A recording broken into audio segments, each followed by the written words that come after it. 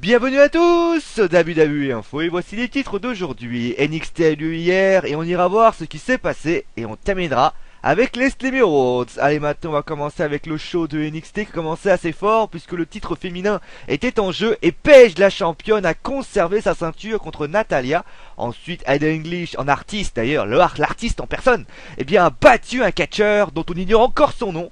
Et après le match, Antonio Cesaro est venu pour s'excuser de ce qui s'est passé la semaine dernière. Et oui, le Suisse n'avait pas vraiment apprécié que Byron Saxton ait pris le drapeau des Real Americans, des excuses qui ont été acceptées. On pensait à ce moment-là que c'était réglé, mais malheureusement non, car Cesaro n'a pas apprécié que Saxton prenne à la rigolade le "We the people" et l'a donc attaqué. À noter également qu'une alliance entre Cesaro et Kruger sans voir le jour, puisque ce dernier a attaqué Sami Zayn dans les vestiaires pour le compte, il semblerait, du Suisse. Et justement, cette attaque aura une conséquence, puisque Leo Kruger perdra son match contre Tyson Kidd à cause d'une intervention de Sami Zayn. Et on termine avec le must of the must, le main event of the NXT, Adrian Neville contre Bo Dallas, le champion de NXT.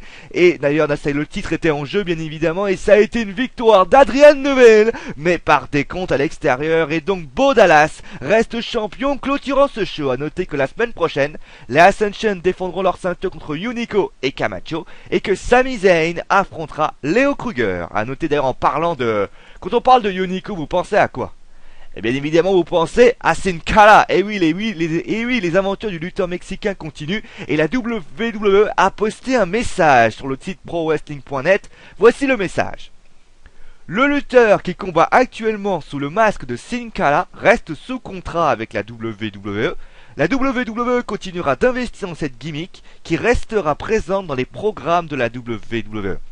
Alors à première vue, quand vous lisez ça, vous vous dites, ça va, à peu près, a priori, Mystico devrait être protégé. Mais quand on essaie de lire entre les lignes, on essaie de se poser cette fameuse grande question.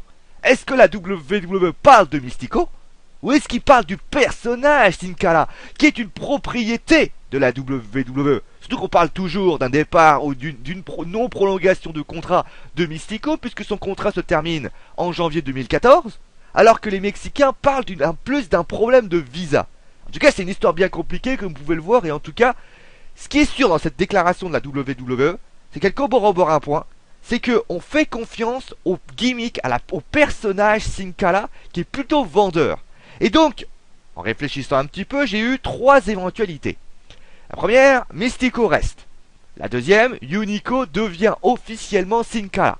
Et la troisième, c'est que Sin Cara devient un lutteur intergénérationnel, où le masque du luchador se transmettrait de génération en génération comme un passage à témoin.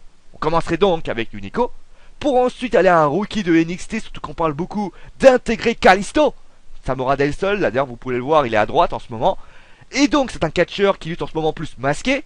Et en plus d'ailleurs, hasard ou coïncidence, on parle d'intégrer Bo Dallas, mais Kalisto en janvier 2014, qui est la date de fin de contrat de Mystico.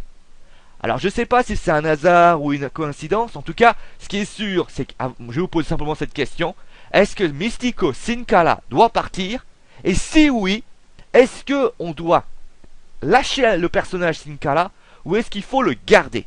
En tout cas, on termine avec un autre luchador qui lui a une histoire beaucoup plus simple, c'est Rey Mysterio, qui travaille désormais à temps plein avec la WWE, et son lui de santé semble un très loin souvenir. Allez, maintenant on va continuer avec les Slammy Awards. Donc, il y a plusieurs trophées qui ont été ajoutés, puisqu'il y a le Hashtag of the Youth, le Beard of the Youth, en clair la barbe de l'année. Bien sûr, je pense qu'il y aura Daniel Bryan dedans. La Fan Participation of the Year, c'est évidemment quand les fans commencent un petit peu à y aller, à discuter, à faire un petit peu des chants. Et vous avez le Breakout Stars of the Year, ça va être bien sûr l'espoir de l'année si vous voulez. Et nous continuons également les 5 prétendants pour les Slammy Awards de la Superstar de l'année.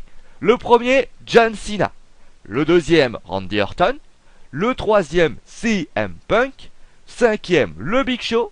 Et le cinquième, étrangement, Brock Lesnar.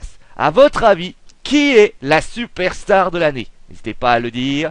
Et on termine avec une toute dernière information sur l'audience de WWE. Je rappelle que les Slammy Awards auront lieu la semaine prochaine à Raw d'ailleurs. Les audiences n'ont pas été bons, puisque le show a réalisé un score de 2,65, donc 3,54 millions de téléspectateurs. Pour vous donner un petit ordre d'idée, En général, les shows de Raw font à peu près 2.9, 3.0, voire même 3.1. Ce qui veut dire qu'on est largement en deçà de ce que fait d'habitude un show de la WWE. Surtout que ce sont les jeunes qui ont déserté Raw cette semaine. Allez, c'est la fin de WWE Info. Je vous retrouve lundi à quelques heures des Slammy Awards où on parlera bien sûr du show de SmackDown et de l'actualité diverse de la WWE. N'hésitez pas, bien évidemment, ce week-end à aller voir les shows de la fédération. Raw est déjà en ligne, Main Event est déjà en ligne, bien évidemment NXT aura lieu samedi et bien sûr SmackDown sera diffusé le dimanche. Allez, passez un bon week-end et c'est mon dernier mot parce que je l'ai dit. Allez, ciao à toutes.